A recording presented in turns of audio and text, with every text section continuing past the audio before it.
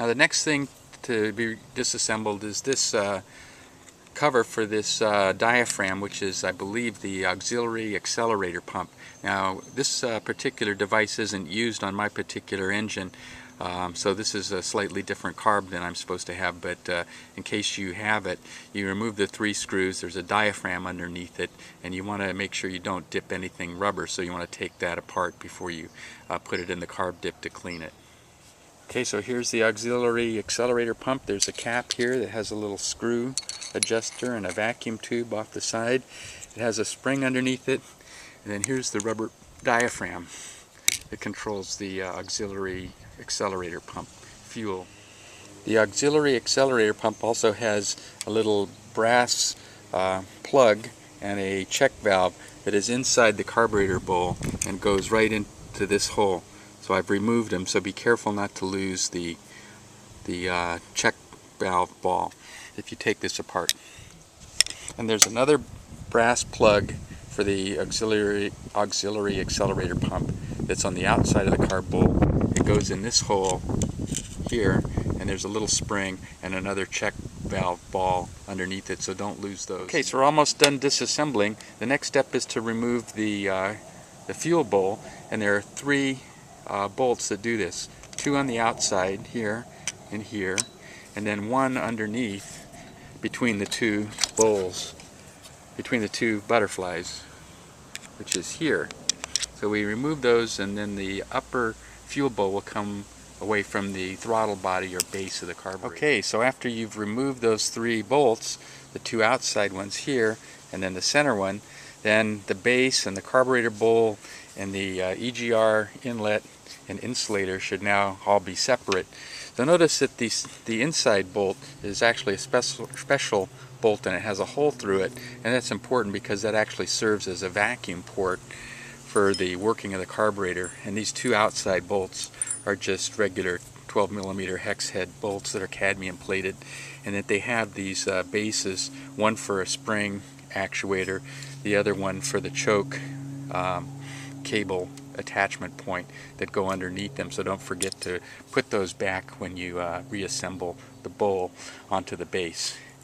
And now we've got the base, and notice that I've removed some of the linkage, but look, I've left attached most of the linkage. Has at least 1 arm attached in one place, so it can go back only one way. And I find that that's the easiest way to keep track of where all this stuff goes, is by making sure that I only remove 1 of the rods. So this particular piece has a bonded gasket in it, so you want to make sure that you don't try to scrape this gasket off, or you're going to be in trouble because you can't get another one with it.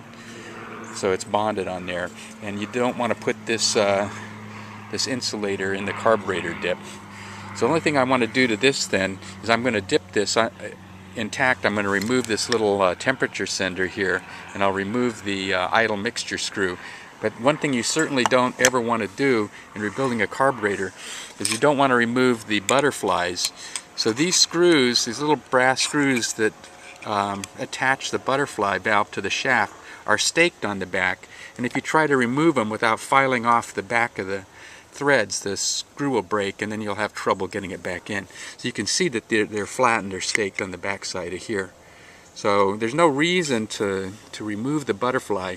The only reason would be as if you were going to replace the shaft or the shaft bushings, so you had to get it out. And if that's the case, then you'd have to file off this stake part of the screw and get a new screw in order to put it back the way it was. So now we've got the carburetor disassembled enough to dip, and we're not going to disassemble it any further, so we're not going to remove any of the linkage arms on here or anything else.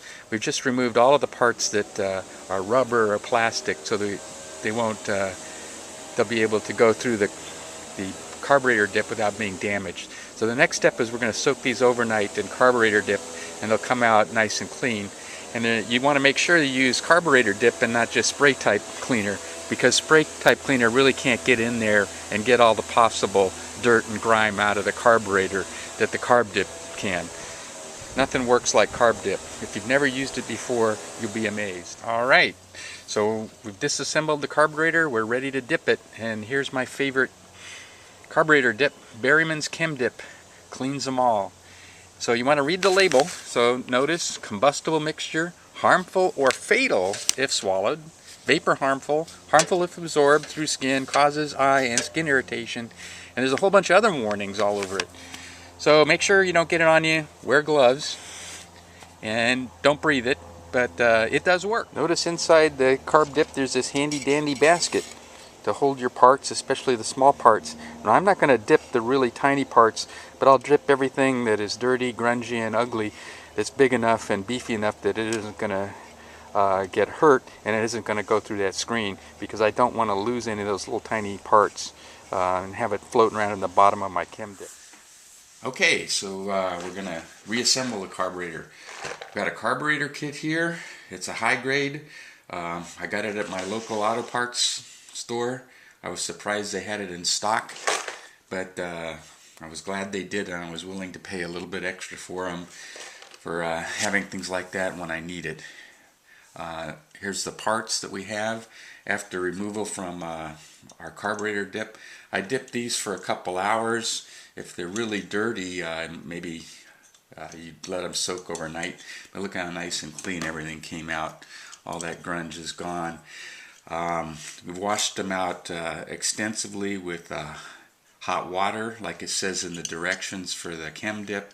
And then after rinsing them with water, I blew out all these little holes with compressed air, everything, and verified it's open and clear by shooting a little bit of the spray type carburetor cleaner through there. So we're going to assemble it in order that's listed in the factory service manual. Here we have our handy factory service manual. Don't do this without one. Really, it's gonna be worth its cost in the end. So we're going to start putting everything back in order, pretty much like we took it apart. And we're going to test everything. So we have our vacuum secondary actuator, and we're going to test to see if it holds vacuum. So what we're going to do is we're going to pull a vacuum on this port and then cover it and see if it will retain the diaphragm by in opposition to the spring pressure. So here we go.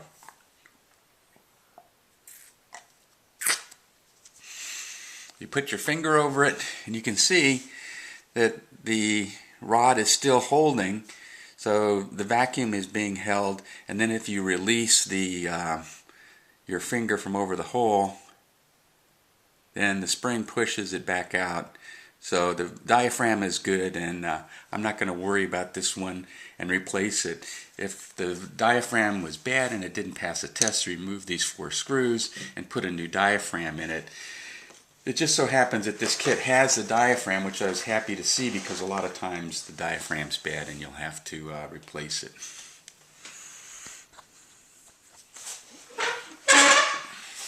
Okay, so I opened the kit and look and see what I've got in here. It's a typical kit. Usually they have a lot of the small parts, so it does have these accelerator pump check valves. It has some of these little extra hairpin clips. It has some cotter pin clips that you probably may not use. It has the needle valve assembly, all the different parts including the gasket. It has a new accelerator pump piston. It has a new power valve. It has a power valve boot. It has the auxiliary accelerator pump. And it has a bunch of little gaskets and O-rings. Now some of these parts are extra. You may not use all of them depending on which model. So there's probably some extra gaskets. There's 2 types of bull cover gaskets, and you can use whatever one you found that was there. And then there's a couple of carb base gaskets, and actually gaskets for the EGR, which I don't think you normally get. So I don't remember getting them before. So those are all the new parts that we're going to replace if necessary, and we're not going to use this because the other one was good. I'll save it for some other carburetor that I might have to do later.